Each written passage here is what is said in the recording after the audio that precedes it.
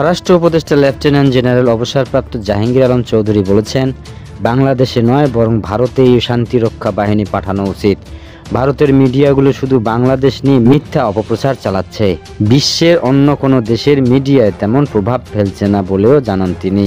সকালে নারায়ণগঞ্জ রূপগঞ্জ পূর্বাঞ্চল fire service ও civil ডিফেন্সের মাল্টিপারপাস ট্রেনিং গ্রাউন্ডে আয়োজিত আন্তর্জাতিক ভলান্টিয়ার দিবসের উদ্বোধন অনুষ্ঠানে এসব কথা বলেন স্বরাষ্ট্র উপদেষ্টা।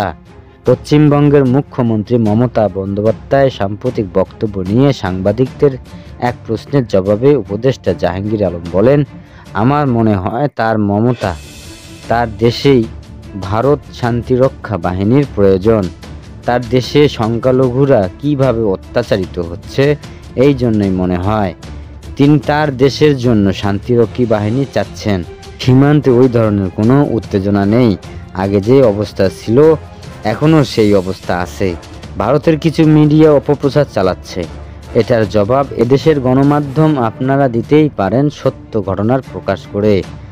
স্বরাষ্ট্র উপদেষ্টা বলেন, দেশের জাতীয় ঐক্য যে ডাক দেওয়া হয়েছে তাতে ষড়যন্ত্র মোকাবিলা ও দেশের শৃঙ্খলা রক্ষায় ইতিবাচক সাড়া ফেলবে। সংলাপ ইতিবাচক দিক খুবই ভালো বিষয়। সবাই একসঙ্গে দেশের হয়ে প্রতিবাদ করব। আন্তর্জাতিক ভলান্টিয়ার দিবস প্রসঙ্গে উপদেষ্টা জাহাঙ্গীর আলম বলেন, 1985 সালে প্রথম দিবসটি পালিত হয়। বর্তমানে ফায়ার সার্ভিসের স্বেচ্ছাসেবকের সংখ্যা 54,348 জন। ভবিষ্যতে এর সংখ্যা 65,000-এ উন্নত করা হবে। সব দুর্যোগ মোকাবেলা ফায়ার সার্ভিসের স্বেচ্ছাসেবকরা সর্বদা তৎপর থাকে। স্বরাষ্ট্র উপদেষ্টা বলেন, বন্যা ভূমিকম্প মোকাবিলায় সরকারের একা সম্ভব নয়। ফায়ার সার্ভিসের স্বেচ্ছাসেবক গুরুত্বপূর্ণ ভূমিকা পালন করে। সর্বোপরি দেশের জাতির স্বার্থে ফায়ার সার্ভিস সব সময় প্রস্তুত আছে।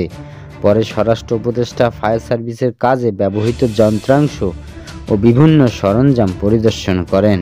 অনুষ্ঠানে আরও উপস্থিত ছিলেন ফায়ার সার্ভিসের মহাপরিচালক ব্রিগেডিয়ার জেনারেল মোহাম্মদ জাহেদ কামাল সহ ফায়ার সার্ভিসের বিভিন্ন কর্মকর্তা।